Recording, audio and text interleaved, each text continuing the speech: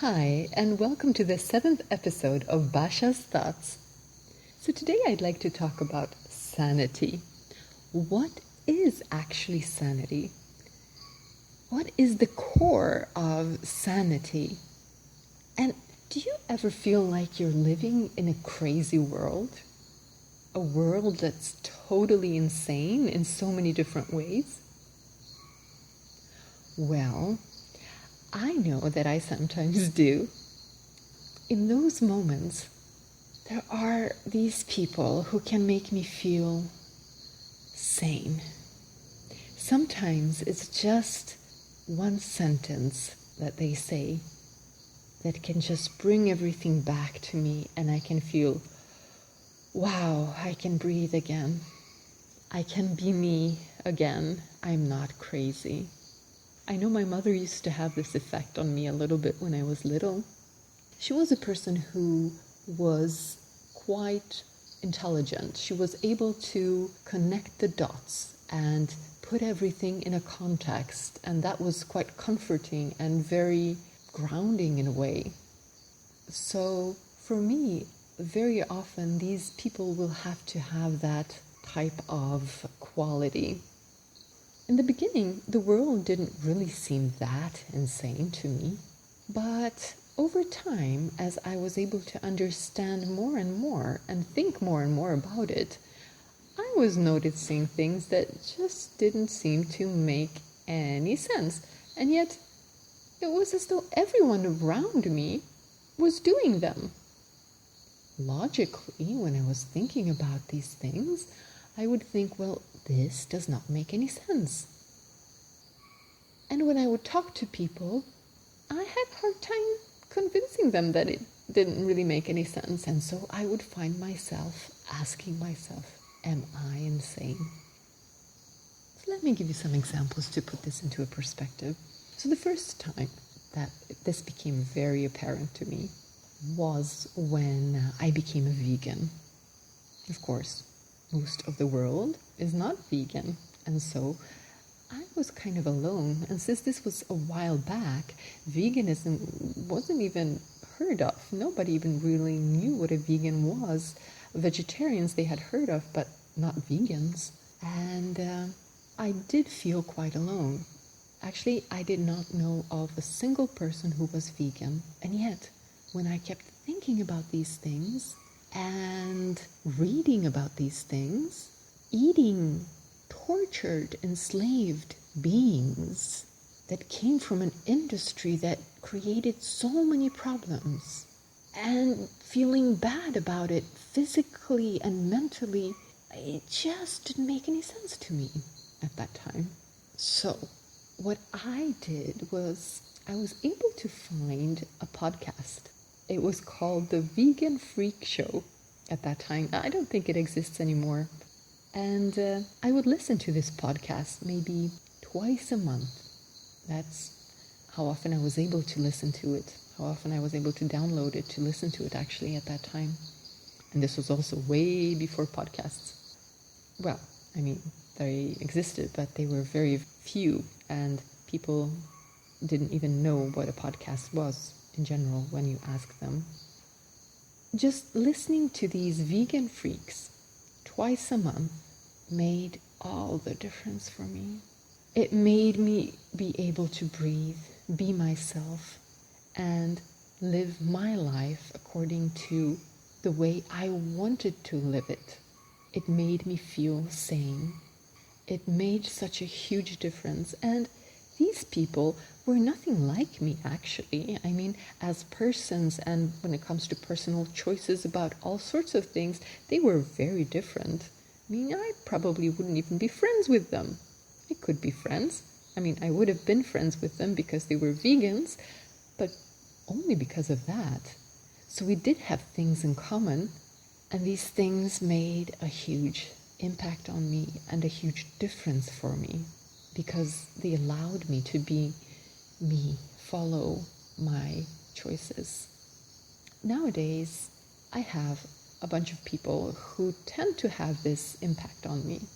And it's around other issues. Let me give you a few examples, because the thing is, there is a core, and I'd like to be able to show you the existence of this core in all of them. So with the vegan freaks, you know that there was this core of fighting for freedom. They were all about peace. They were all about creating freedom, the possibility of freedom for all beings. So that was key when it comes to the part about veganism. And then later on, let's take for instance another person who has this effect of making me be able to breathe. And that's Andreas Antonopoulos. He talks about Bitcoin, and he's also able to put things into context and to see the big picture of what is going on in the world, of how things are working. And yet he continues, and the core that I can see in him is that he too is trying to act in favor of freedom. He's trying to create the opportunity of spreading information in the world so that the unbanked can become banked, so that the people who right now are economically enslaved by the current system can find a sense of freedom and be able to express themselves in this world that will be helpful and positive for them. Then we have people like Edward Snowden, who in 2013 basically just gave up his life in order to do what he considered was the right thing. And this too has to do with freedom. He showed the world that we were being massively surveilled and that we basically had lost our privacy, and with our privacy, our rights. And even though he has not been able to return to his home country and his life has changed dramatically, I imagine, he's still active and he still shares a lot of very important information. And for me, he too is one of those persons that sometimes just a sentence from him can make me feel, wow, I can breathe again. I'm not insane. Another person who can bring me this sense of sanity, and also who has inspired me in another way, is Eric Voorhees, who created Shapeshift, the company Shapeshift. Because he too has his view of the world, his principles in a way that he follows, and his beliefs. And he's trying to also work for freedom. The thing that really inspired me was when I read about how he handled the situation when he was being betrayed and there was someone who was stealing a lot of money from him, from his company, and destroying his company. It was someone who had been working for him.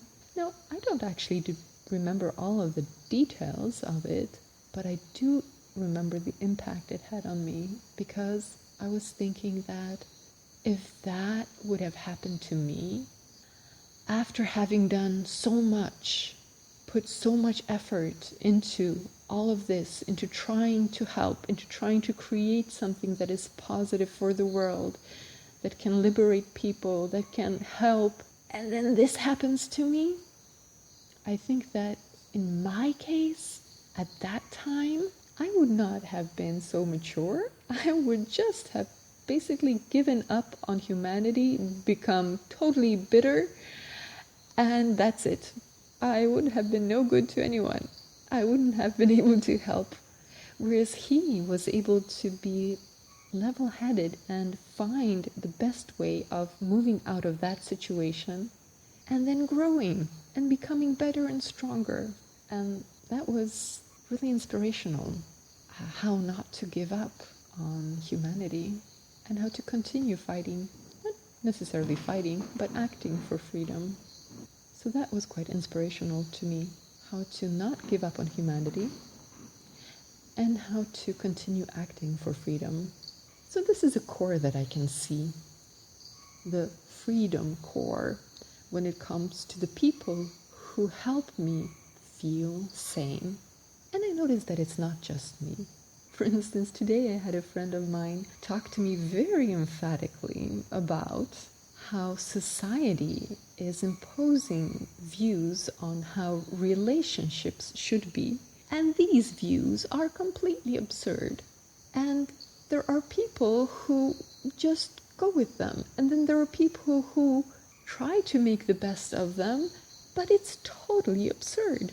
So she was telling me, for instance, about this workshop that she had been participating in. It was a live workshop with a few hundred people. And there was this woman who had 7 children, and she was in her 3rd marriage, and she was giving advice on how to make a relationship work.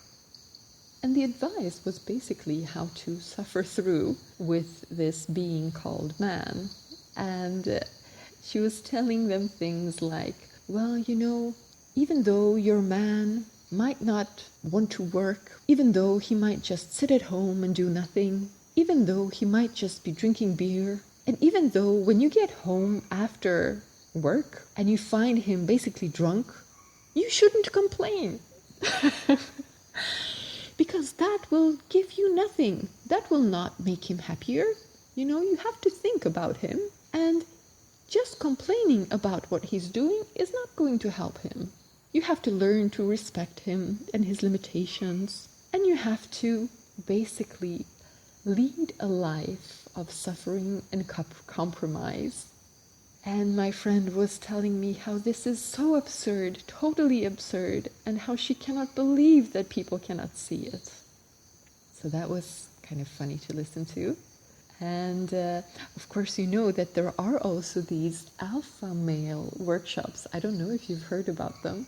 I had the opportunity of seeing one of them, and it was quite fascinating. So these are men teaching other men how to be real men, meaning that they should take control of the situation and they should not be considerate of women.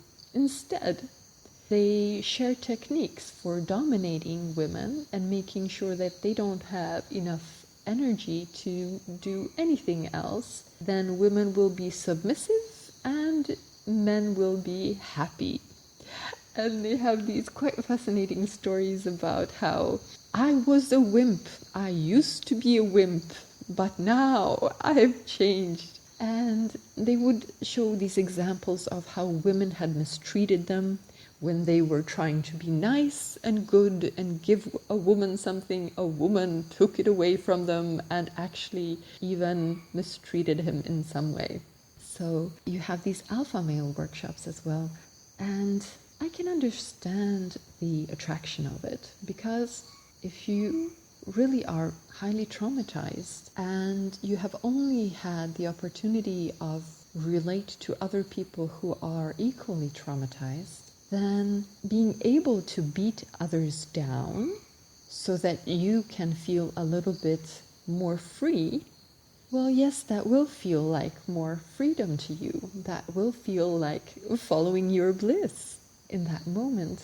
But it is so limited, because you will never be able to express and be what you were meant to be. You will never be able to express your highest potential, because you will never be able to actually even connect to who you are as you're beating others down. When it comes to sanity, to me, sanity is about freedom. It's about the freedom of being yourself, expressing yourself, and reaching your highest potential. That, to me, is related to freedom, and granting that to others as well. Opening it up to you and to all around you. So that has to do with, first, being able to allow a situation where there's an opportunity to connect with yourself. So for instance, if you are too busy doing other things, you will never be able to think for yourself. This is how they usually act in cults. When you're drawn into a cult, they never give you enough time to even do your basic things. You might have time to take a shower, but not much more, because they want to make sure that you're always busy focusing and doing and thinking about the things that they are interested in that particular cult. Being too busy in that sense to be able to think for yourself is a way of keeping you away from connecting with yourself, which is essential if you ever want to express yourself fully. So being able to connect with yourself is key. And then being able to express that which comes out, being able to express your creativity externally is another part. And of course, being able to relate with others and your surroundings through that form of expression as well. So whenever we have society that imposes rules that are very different, when we have thought patterns that are propagated that keep us enslaved and keep us away from being able to connect with us and our inner nature and express it, well then we are enslaved, and then we are a part of what I call crazy. Sanity to me comes with freedom. So I'd like to focus a little bit in on this part about sanity being the ability to be fully yourself and express yourself fully. And in order to be able to do that, you have to have access to yourself so that you then can express yourself. When it comes to oppression, which we were talking about, when it comes to, for instance, oppressing other beings, other sentient beings for our own pleasure, or it could be animals, or it could be the alpha male who was beating and dominating his woman.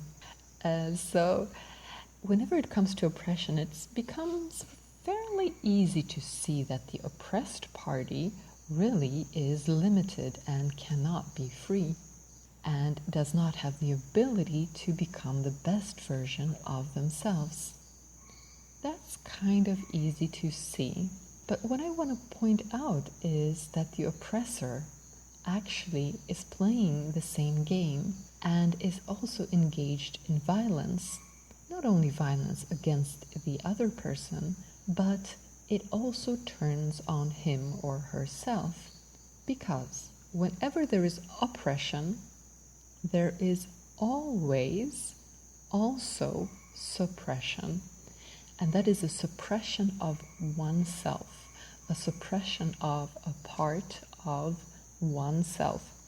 It's a little bit like the sensitivity ladder, you could say. So imagine if you're a little child and you've never really been exposed to any kind of violence or anything like that. Even killing an insect might kind of be a traumatic experience for you. But after a while, after you see how it's done and get the rhetoric around it, you're just killing these bloodsuckers, well then it becomes easy, and actually it can be fun, killing insects. After a while, maybe you kill a worm, and maybe after some time that becomes great fun, because now you use these worms to kill fish. So the first time you kill a fish, it might actually be traumatic for you, but not after a while. Then it's fun, and then it's good fun. That's how you connect with others, by killing. And then maybe you go hunting, and now you're able to kill birds, and then a deer. So the first time, that could be traumatic, but then you're no longer as sensitive. You have become desensitized. And whenever you are desensitized, you have lost access to a part of yourself. And whenever you lose access to a part of yourself, you no longer can know who you are. You no longer can access yourself. And therefore you can no longer express the best and highest potential of who you can be. It's like reaching a plateau. Let me give you an example. In my case, it wasn't until I became a vegan that I was able to see what it was that I was suppressing inside of me. And I would never have guessed it. I would have said, no, I am not doing that. When I became a vegan, after a while, I felt this sense of relief and liberation. Wow, I don't have to kill others. In this scenario, at least. I don't have to pay to torture others. Wow, what a relief. It's not that before I was always thinking about, oh my gosh, I'm torturing others. Oh my gosh, I'm paying to have others tortured in my name. I never thought it, never once. And yet I always knew it and I always suppressed it. I never let myself feel that. So very often it's not until you stop some form of oppression that you allow yourself, for your own well-being, to see what it was you were doing. Just like the rapist might say, well, yeah, she was screaming no, but she's a woman, that's what they all say. But she means yes. And you firmly believe it, because that's how you can live with your oppression. And so this is what I wanted to point out, that both the oppressor and the oppressed are kind of on the same plateau. And which one do you want to be? Do you want to be the oppressed woman or the guy who's oppressing her? If that's the case, well, of course, you would rather be the guy because he has a lot more freedom. But then if you think about it, would you really want to be him? Well, of course not. Most of us have hopefully moved past those kinds of ideas, and we would much rather have a loving relationship instead of being in an abusive one. But when you're in the abusive one, it's almost impossible to see any alternative. Now, in this case, it's easy for us to see, but whenever there is a larger system at hand, and we are in the middle of it, we just don't really see the alternative. For instance, in the abusive relationship, there is an alternative. We were talking about this before, nonviolent communication, for instance. Nonviolent communication is such that when you communicate, there is no compromise. You never have compromise. There are no insults. There is no abuse. Every situation becomes a win-win. But that's not possible. Someone within an abusive relationship will tell you, nobody relates to me like that. I don't relate to people like that. That just isn't realistic. That just doesn't happen. So even when you hear about the solution, about the way out, about the alternative system, alternative way, you still kind of don't really see it. It becomes very difficult to see. So how do you ever get out of it? One way is through the heart, sensitivity training, becoming more and more sensitive. Because that way you can start noticing the abuse, you can start noticing the oppression, and then you can become more and more open to the alternative systems. And of course, we do have large systems that are oppressive. Before, we would say probably that we had human slavery that was more accepted. And then after that, we had sort of movements against it. And it's interesting to notice because there was the abolitionist movement, the rights movement, that wanted to give the slaves rights so that they could become free citizens. And then you had the welfare movement where they were saying, no, let's keep the slaves, but let's treat them better so that they will become happier. Now, of course, the welfare movement is still within the same system, still within the same oppressive system. The abolitionists want to change the system and move outside of it, do something new. Whereas the welfare people are within the system and they can actually help to strengthen the system. Now, in human slavery, we sort of say that the abolition part won in some sense. Well, how much of that is actually true, we can perhaps discuss maybe in another podcast. But when it comes to animal slavery, for instance, you also have the rights and abolition people, and they want to give animals the right to not be property. And we have the welfare movement among the activists. Of course, most of the welfare activists, when it comes to animals, will say, well, yes, we have the same goal as the abolition people. We want to stop the slavery of the animals and we want them to feel good.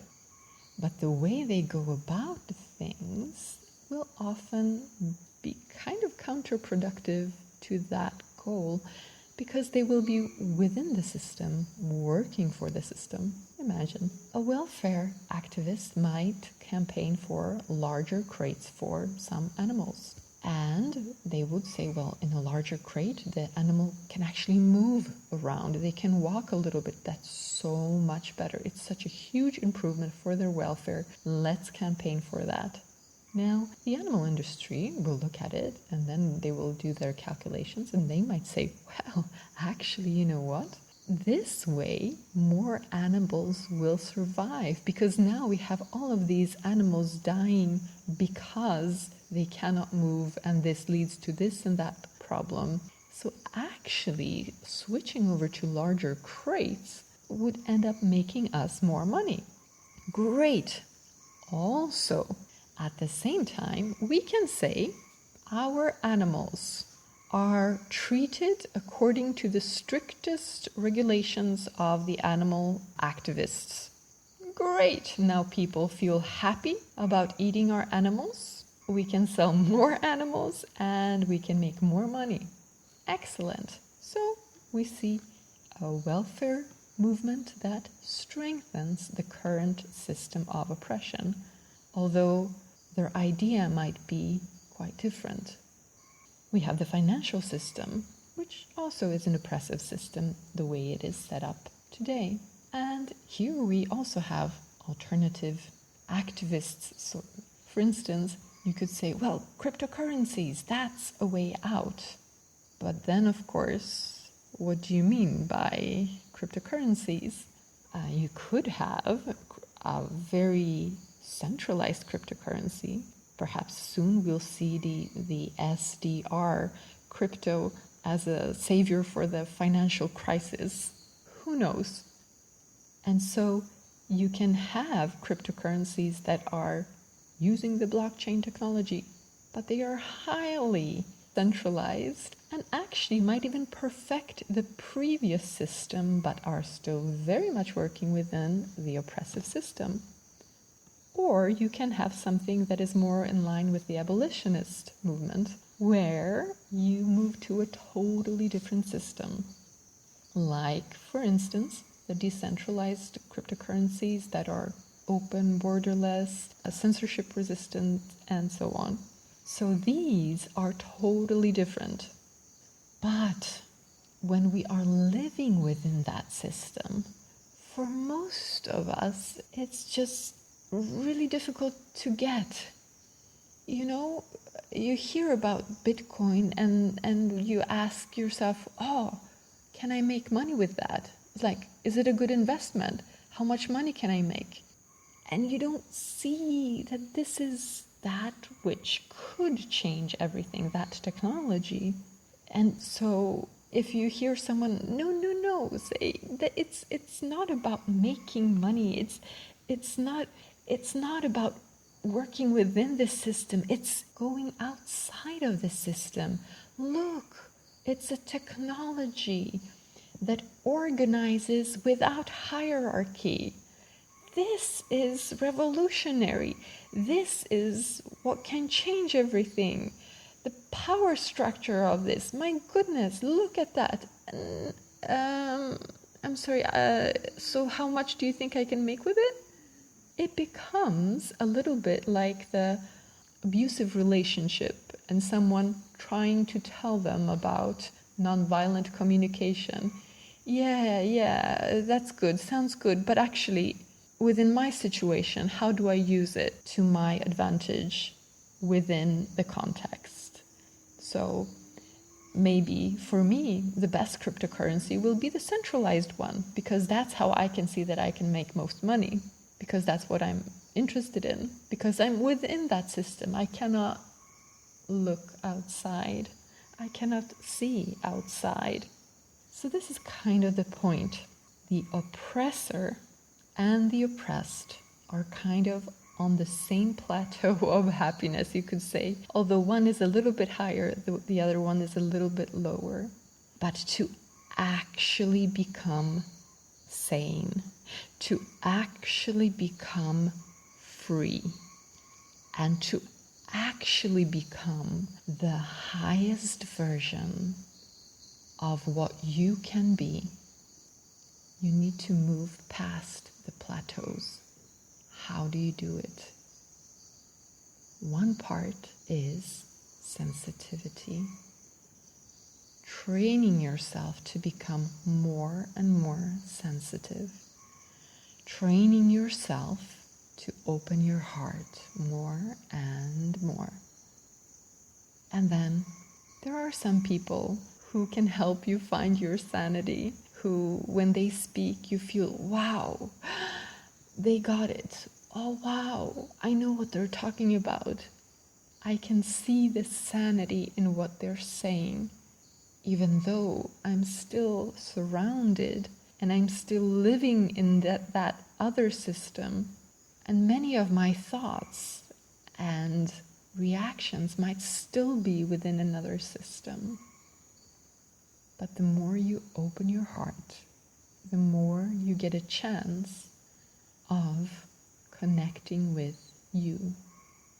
And there are, of course, many different practices. Even meditation is very helpful, because when you quiet your mind, then you start to see what automatically comes up in it. And you can start to feel how that feels. And then you can start to notice your own internal patterns where you abuse yourself. Because the oppressor often oppresses himself and always suppresses parts of himself. So there are different ways. In summary, sanity, to me, whenever I connect with something that feels sane, to me internally, I'm connecting with that which brings greater freedom. I'm connecting with that which enables the connection, internal connection with our essence and the external expression of it. That, to me, is sanity. And by opening our heart, by doing practices such as meditation, we can become more aware and more sensitized to what is going on and which way we can follow in order to achieve that, in order to become the best version of who we can be and we're meant to be. If you have any comments or ideas around sanity or anything else, do let me know. And I'll talk to you in the next podcast. Thank you so much for listening. Take care.